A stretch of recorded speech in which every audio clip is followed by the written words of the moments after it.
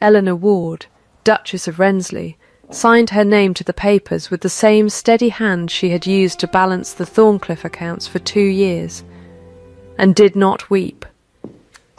She did not ask the solicitor to wait until morning. She did not ask where her husband was. She set down the pen, blotted the ink with the corner of a cloth the midwife had left folded on the nightstand, and looked past the man standing at the foot of her bed to the 2 small, furious faces already swaddled and waiting in Mrs. Colby's arms. "Peter," she said, touching the smaller of the 2 beneath the chin. "For my father." Then the other, whose cry was louder, whose fist had already found its way free of the blanket. "Simon, for his father before him." She said it plainly, the way she might have read out a column of figures, and the solicitor, a thin man named Duffield, who had clearly been told to be quick, and had not been told to expect this, stood holding his hat in both hands, and did not write anything down, because there was nothing left in his instructions that covered a woman who agreed to everything and asked for nothing.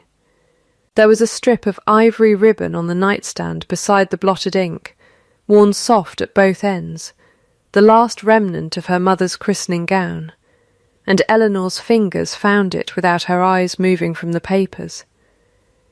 She did not tie it around anything yet. She only held it, the way a person holds the one object in a room they are certain is theirs. By morning she would be gone from Thorncliffe, and it would be the better part of a year before the Duke of Regency understood what he had traded for a single afternoon's certainty. The autumn of 1814 had come to that part of the county the way it always did, heavy with cut hay and indifferent to the households beneath it. And it was in that ordinary weather that Eleanor Ward had married Julian Thorne, 6th Duke of Regency, in a ceremony attended by 11 people, and no affection that anyone troubled to name aloud. It was, both families agreed, a sensible arrangement. Her father, the Reverend Peter Ward, had been dead 8 months, and had left her a small, sound cottage, and no money. The Duke needed a wife with a clear head, clean bloodlines, and no interest in London, since he had buried 2 engagements already under the weight of exactly that interest. Eleanor had a clear head. She had, in fact, the clearest head in 3 parishes, though almost no one, but her father's parishioners, had ever had reason to learn it. She managed Thorncliffe's household accounts within 4 months of her marriage, quietly, correcting a housekeeper's arithmetic here, a steward's miscount there, never in front of anyone, always by way of a note left where it would be found and credited to no one. She learned the tenant rolls before the Duke's own land agent did. She kept a private ledger, not of money, but of small facts, which cottage roof leaked, which widow's rent was 3 weeks behind because her son was ill and not because she was idle, which servant deserved raising, and which deserved only patience. None of it was asked of her. All of it got done.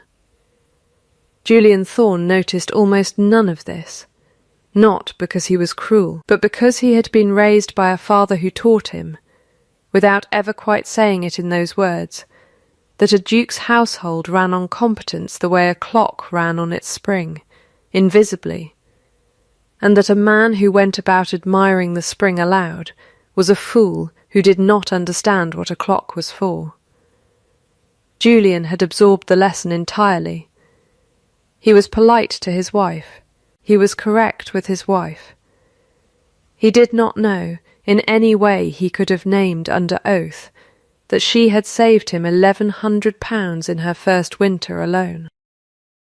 She overheard him once, in the 2nd month of her marriage, through the half-open door of his study, speaking to his cousin Edmund Thorne, Lord Cray, who had been heir presumptive to the dukedom for 11 years before Eleanor's wedding ring made him merely a cousin again.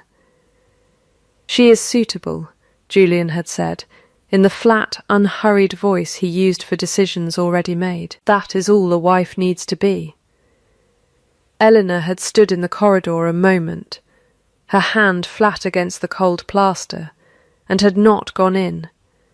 She had filed it instead, the way she filed everything that cost too much to feel all at once, into the drawer of herself she kept for exactly such remarks, and she had gone down to correct the dairy accounts.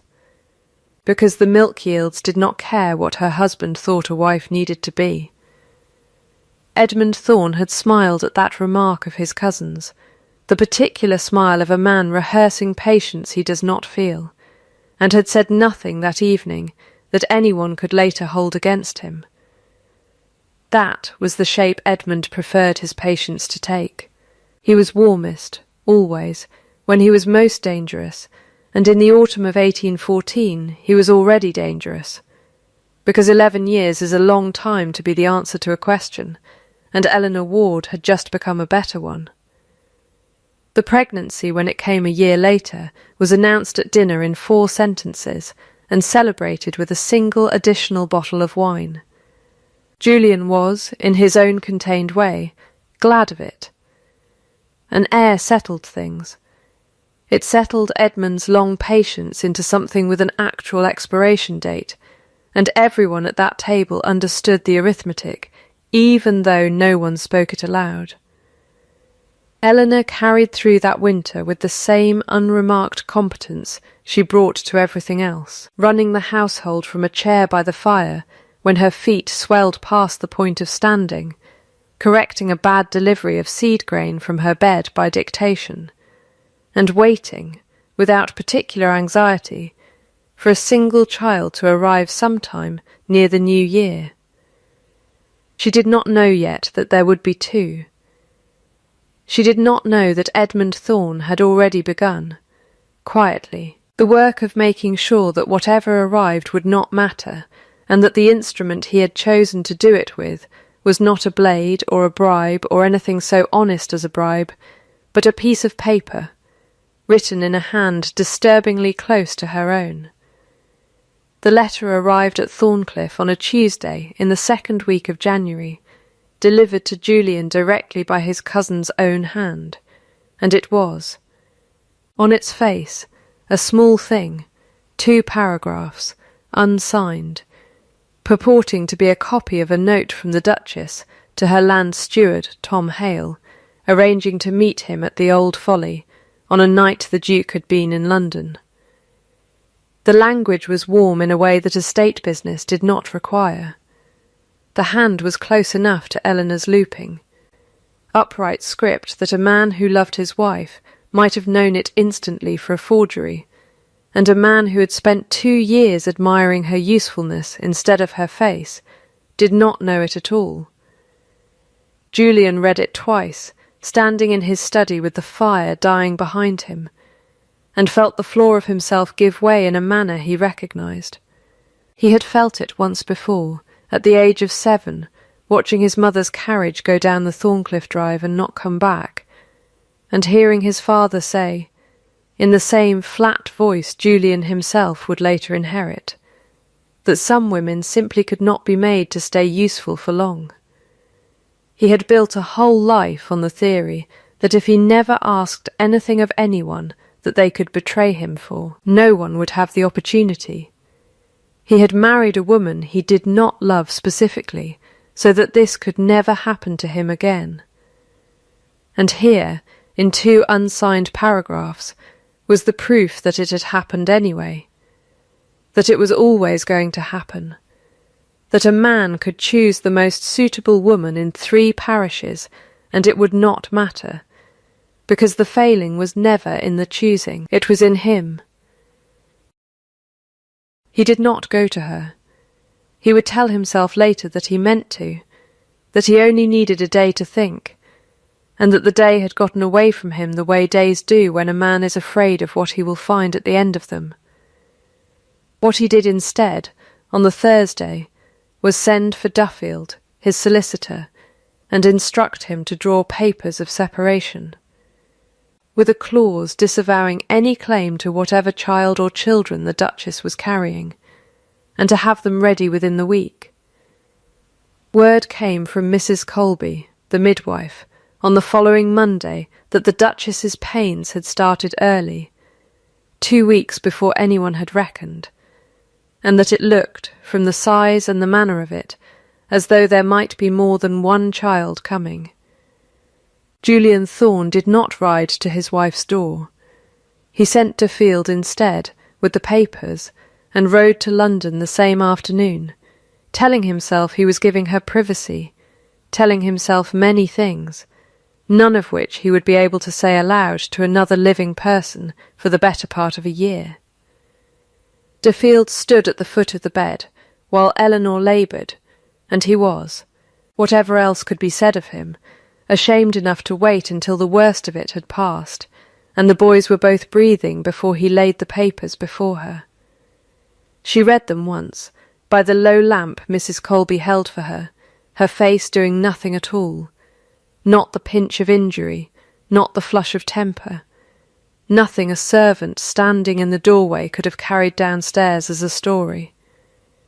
She read the clause disavowing the children twice. Then she asked, in a voice roughened only by labour and not by anything else, for the pen. Mrs. Colby, who had delivered half the parish and buried a husband of her own without a single public tear, watched the girl she had known since infancy sign away a marriage with the same hand she used to balance a household ledger, and said nothing until the ink was dry, because she understood, better than the solicitor did, that there are moments a woman must be allowed to get through without company. "You'll want to rest, Mrs.," Colby said finally. "I will rest," Eleanor said, "for exactly 20 minutes. Then I will need the shawl and the small trunk and someone to send word to Ivy Cottage that I am coming home." She counted the 20 minutes. She did not cry through them, though her jaw worked once, hard, and her hand found the ribbon on the nightstand and held it the way another woman might have held a hand that wasn't there. At the end of the 20 minutes she asked for the shawl. Ivy Cottage had belonged to her father, and it stood 2 miles beyond the edge of the Thorncliffe boundary. Small and sound, and entirely her own in a way nothing at Thorncliffe had ever been. Mrs. Colby came with her, on the understanding that a woman who had just delivered twins in the depths of January had no business managing alone, and stayed on afterward in a manner neither of them ever formally arranged, becoming housekeeper, nurse, and the nearest thing to family Eleanor had left standing. It was a poor household by ducal standards, and a rich one by every measure Eleanor had actually been taught to value. There was a kitchen garden gone to seed under the last tenant, a roof that wanted mending in one corner, and £400 a year settled on her by a marriage contract that Edmund Thorne, in his hurry to see her ruined, had somehow overlooked disputing. She did not spend the first month grieving what she had lost. She spent it walking the garden with Simon strapped to her chest, and Peter asleep in a basket by the door, working out.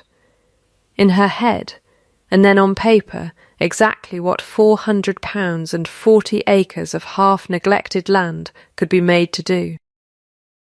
By March she had let 2 of the fallow fields to a family of tenants turned out from a harsher landlord 3 parishes over, on terms so plain and so fair that the wife of the family, a stout, suspicious woman named Prudence Marsh, came to the cottage door a week later, not to complain, but to ask whether the Duchess, she still called her that, out of habit and a certain defiant respect, took in mending, because she had never in her life had a landlord who wrote out the terms of a lease, in words a farmer's wife could actually read without a lawyer standing over her.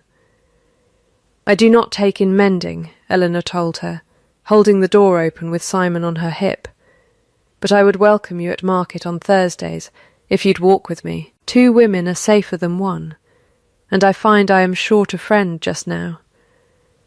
Prudence Marsh became the first person in the county to say, aloud and in front of others, that the Duchess of Rensley had more sense in her little finger than most men had in the whole of themselves, and it was Prudence who carried that opinion to the baker, and the baker who carried it, embellished, to the miller, so that by summer the story moving through Malstead was not the one Edmund Thorne had paid to have circulated. Tom Hale came to Ivy Cottage in April, hat in his hands, to say that he had heard what letter had been used against her, and that he meant to clear his own name and hers both, whatever it cost him in his position. He was a plain man, land steward at Thorncliffe for 6 years, married, entirely uninterested in duchesses, beyond the professional respect a good steward owes a landowner who understands drainage. He had never written to her in his life about anything but ditches and fences, and he said so, flatly, the hat turning once in his hands. "I believe you," Eleanor said. "I have always believed you. The letter was never about you, Mr. Hale, and it was never really about me. It was about who stood to gain if I were gone." "Lord Cray," Tom said. It was not a question. Lord Cray, she agreed, and something in her voice, dry and unhurried, made Tom Hale laugh once despite himself, a short bark of a laugh that surprised them both. She did not go to Julian. She did not write to him. She built the garden, and the lease terms, and a small trade in preserved fruit that she and Prudence Marsh's 2 daughters put up every autumn and sold as far as the county town, and within a year Ivy Cottage was, by every practical measure, thriving, while Thorncliffe, 3 miles distant, sat under a silence its owner had chosen, and could not now seem to undo. Word of her reached Julian the way water finds its way downhill, without asking permission of anyone in its path.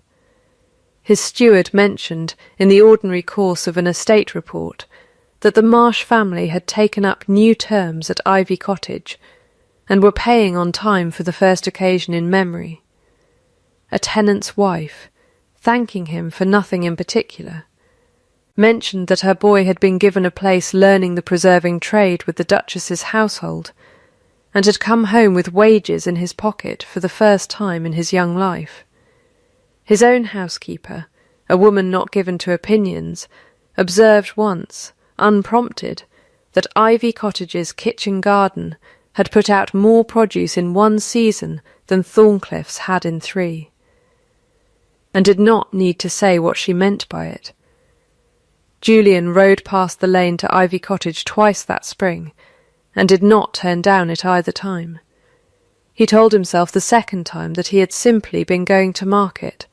He knew, by the 3rd time, that this was a lie he was telling only himself, and that the particular silence of a man doing arithmetic he dislikes had settled over him the way frost settles over a field that has not yet decided whether it will thaw. It was his old tutor, a Mr. Anselm long retired to a cottage on the estate's edge, who finally said to him what no one else at Thorncliffe would risk saying to a duke. Anselm had taught Julian his letters, and more usefully, had watched Julian's mother's carriage go down the drive on the same afternoon Julian had watched it. From a different window. "You are afraid," Anselm said without preamble, over a chessboard neither of them was truly attending to, "that if you love a thing, it will be taken from you.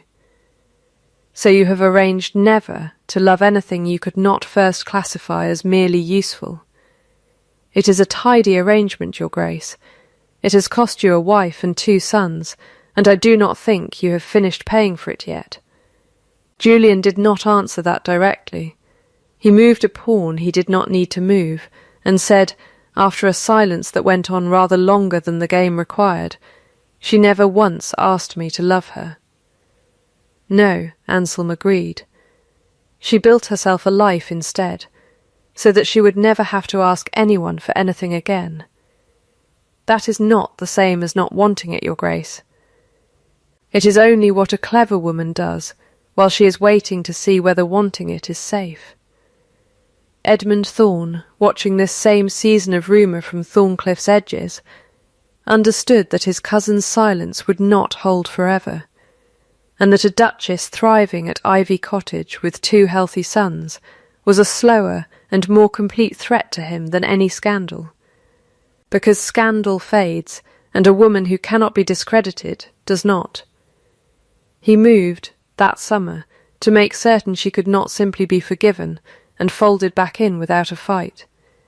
He began quietly securing affidavits, a maid willing to swear she had seen letters passed at the Folly, a stable boy paid to remember a meeting that had never occurred, building, with the same patience he had spent 11 years perfecting, a case that the separation ought to be made permanent by law, and the boys placed under guardianship other than their mothers, on the grounds that a woman who had signed away her own marriage without argument had plainly known herself guilty.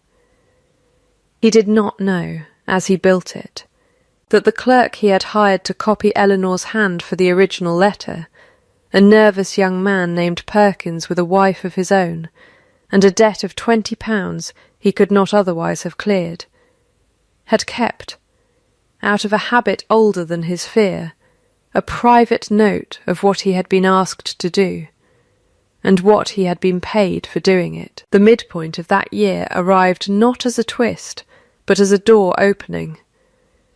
Julian came to Ivy Cottage himself, in September unannounced, and stood in the garden among the last of the season's beans, while Eleanor knelt 3 rows away, with Peter propped against her hip, and did not immediately rise to greet him. "I did not come here to ask you back," he said. It was, she would think later, the first entirely honest sentence he had said to her since their wedding. "Good," she said, "because I would not have come." She stood then, unhurried, brushing soil from her skirt. "Say what you came to say, Your Grace."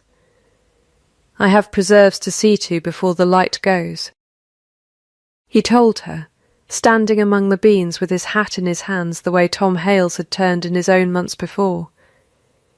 About the letter, about his mother's carriage, about the particular arithmetic of a boy who decides it is safer never to need anyone than to be left by someone he needed. He did not call it an apology, and she did not let him, when he tried once to call it that. "That is an explanation," she said. "I asked for an apology months ago, when I asked for nothing, because I had already stopped expecting one. Do not confuse the two now that it is convenient. I will hear the explanation. The apology is a different appointment, and you have not yet earned the hour." "Then tell me what would earn it," he said. "Show me," she said. "Not tonight, and not with words. Show me over time, the way a debt is paid, in instalments, whether or not anyone is watching to see you make them." She reached into her apron pocket then, where she had taken to keeping the ribbon since the night the boys were born, and untied a short length of it, holding it out to him, not the whole of it, only enough to prove she had cut something free and given it, deliberately, into his keeping. "That is not forgiveness," she said. "It is only proof that I have not decided against you yet." He took it, and did not know, holding it, that it was the first object of any value she had willingly placed in his hands in 2 years of marriage. The evidence that would end Edmund Thorne's long patience arrived at Ivy Cottage in October, carried not by triumph, but by conscience. Perkins came himself, in the evening, having heard through the same channels that carried everything eventually through Marlstead, that the Duchess was assembling something against Lord Cray, and that a man who had done a wrong might still choose, before it was too late, to be the one who ended it, rather than merely the one caught in it. He laid his private note on Eleanor's kitchen table, dates, sums, the specific instruction to copy the loop of her Y from the dairy ledgers Edmund had borrowed on a pretext 18 months before, and he did not ask for mercy so much as simply admit, in a voice that broke twice and started again both times, that he had a wife and a debt and had not, until it was already done, understood what the letter would be used to justify. "I kept the note," he said, "because I thought someday I might need to prove I had not wanted to do it. I did not think it would be so soon. Eleanor read it through twice, the way she read everything that mattered, and set it beside the ribbon, still cut short from where she had given a length of it away. You will testify to this," she said before Mr. Whitfield, "if it comes to a hearing." "I will," Perkins said, and something in his shoulders came down, the particular relief of a man who has been carrying a weight so long he had forgotten it was possible to set it anywhere. Edmund Thorne's counterstroke, when it came, was not subtle so much as desperate, the move of a man who felt the ground shifting, and reached for the nearest solid thing, regardless of what it cost him. He petitioned the county magistrate directly for a hearing on the guardianship of the twin heirs, citing the signed separation papers as proof the Duke himself had, at the time, disclaimed them, and arguing that a mother who had agreed to such terms without contest could hardly be trusted with the raising of a future Duke and his brother. He had, by then, 3 affidavits, a clerk's forged letter, and 11 years of patience behind him, and he believed, with the particular confidence of a man who has never once been made to answer for anything, that it would be enough. Eleanor received notice of the hearing on a grey morning in late October, read it standing at her own kitchen table with Peter asleep against her shoulder, and said only to Mrs. Colby, "Then we will need the ribbon after all," and went to fetch the papers she had spent a year quietly gathering. The hearing was held at Marlstead's Town Hall on the 2nd Tuesday of November, and by the appointed hour the room held more of the county than the business of a single guardianship dispute ought reasonably to have drawn.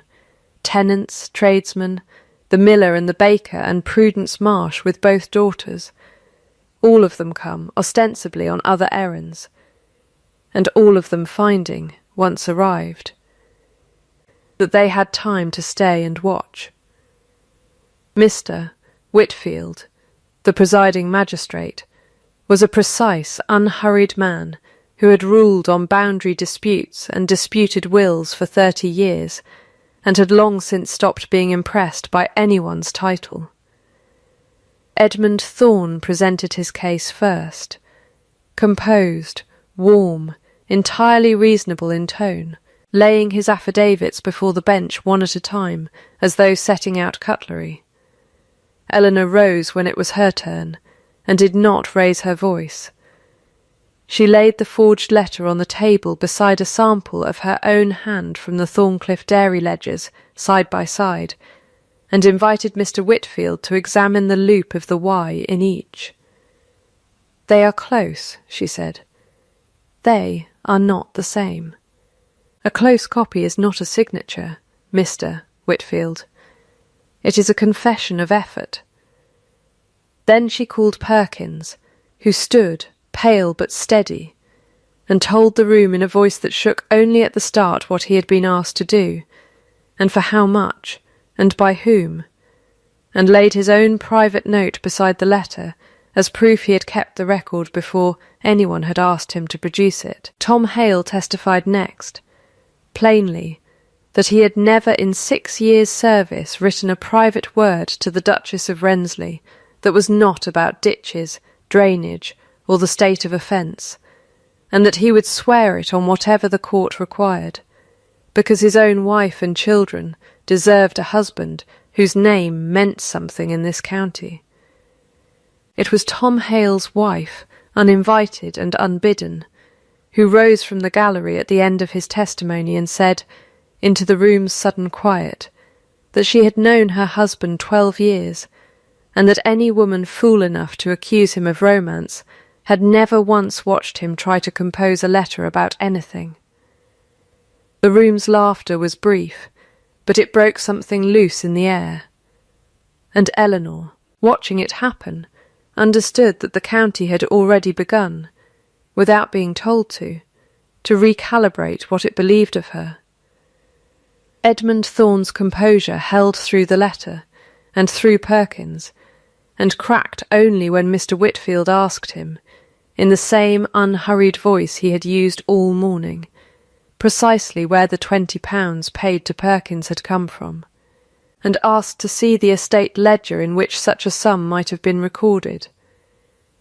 Edmund had not thought, in 11 years of patience, that anyone would ask to see his own paper.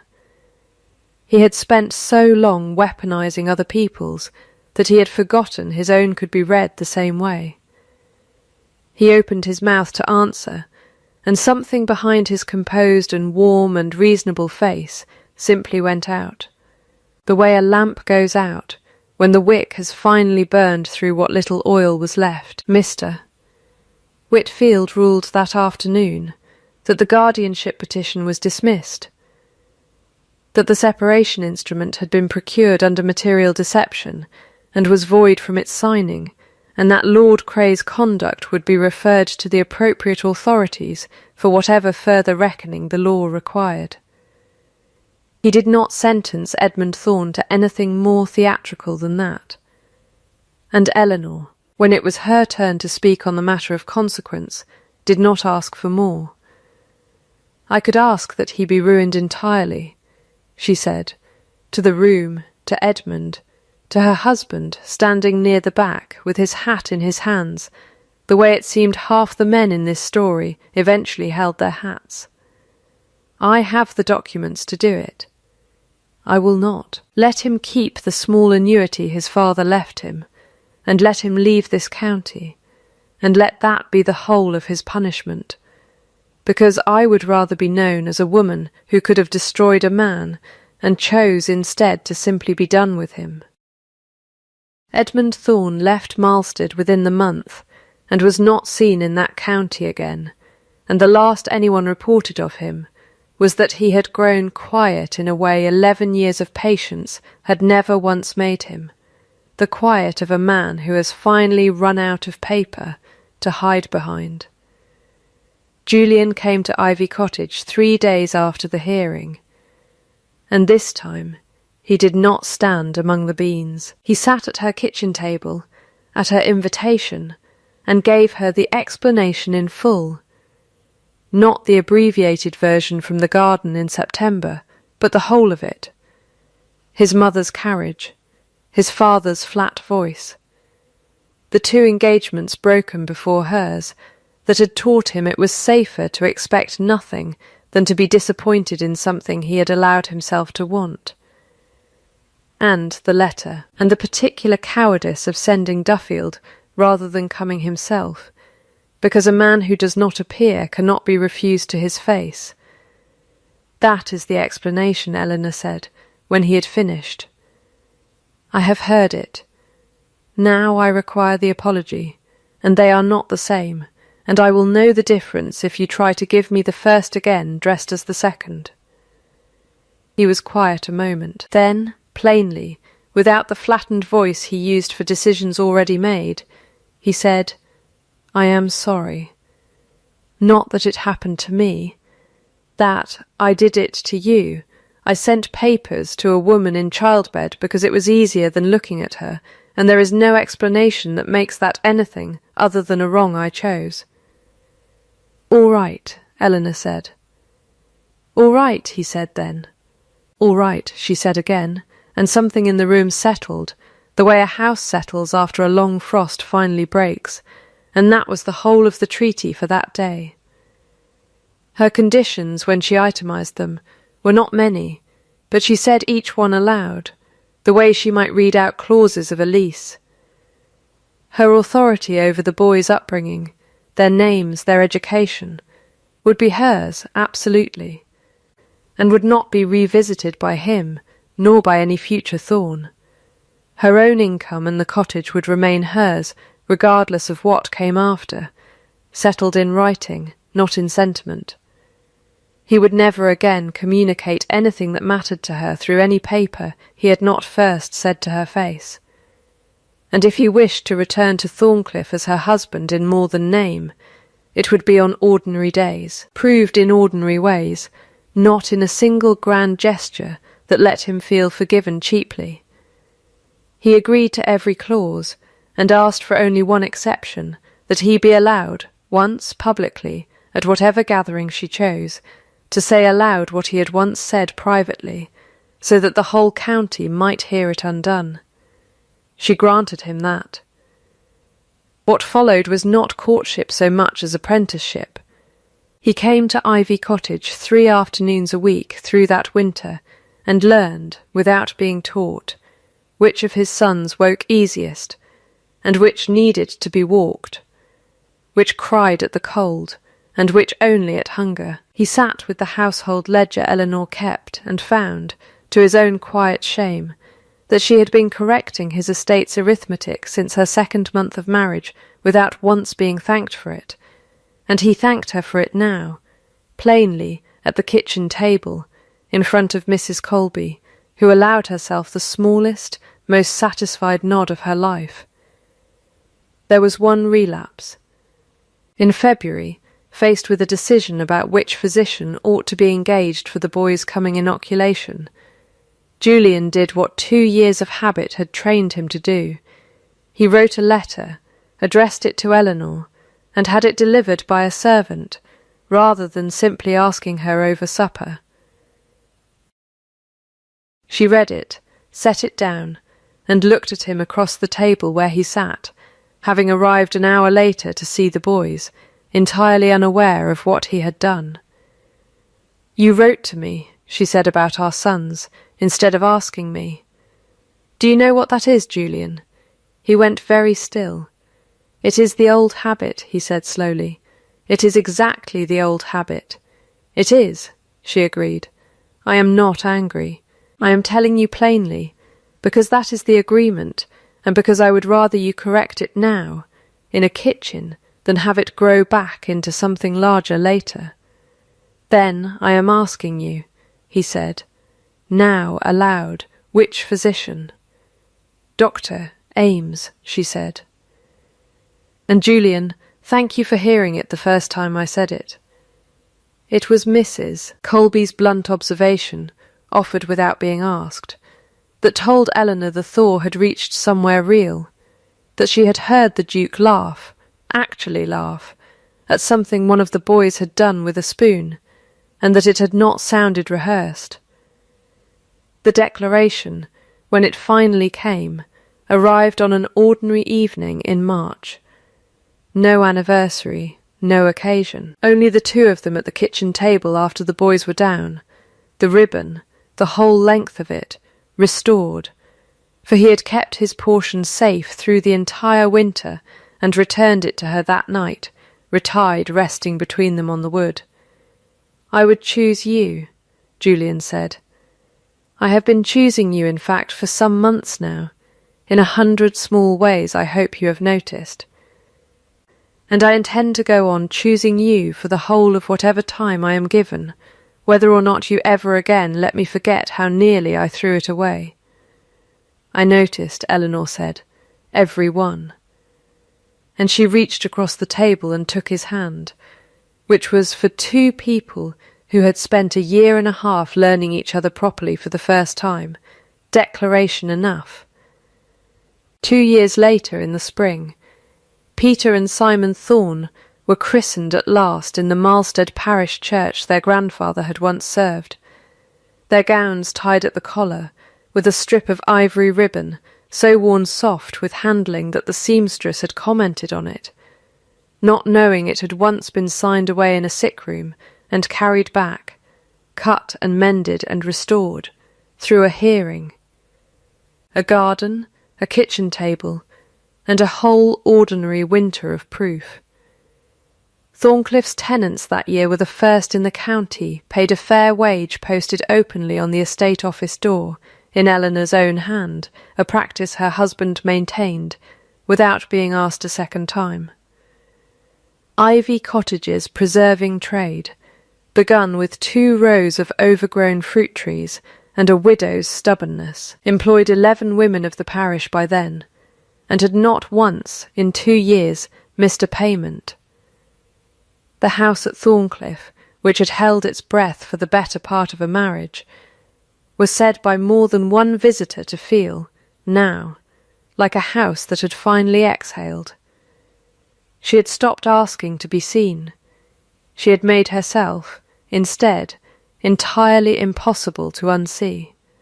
Not through the ruin of the man who had once called her merely suitable, but through the plain, accumulating evidence of a life built without waiting for anyone's permission to matter. It was not because she forgave easily that the marriage survived. It was because she required, before it could survive at all, that the difference between an explanation and an apology be honoured, and that mercy be dispensed only from a position strong enough to have withheld it.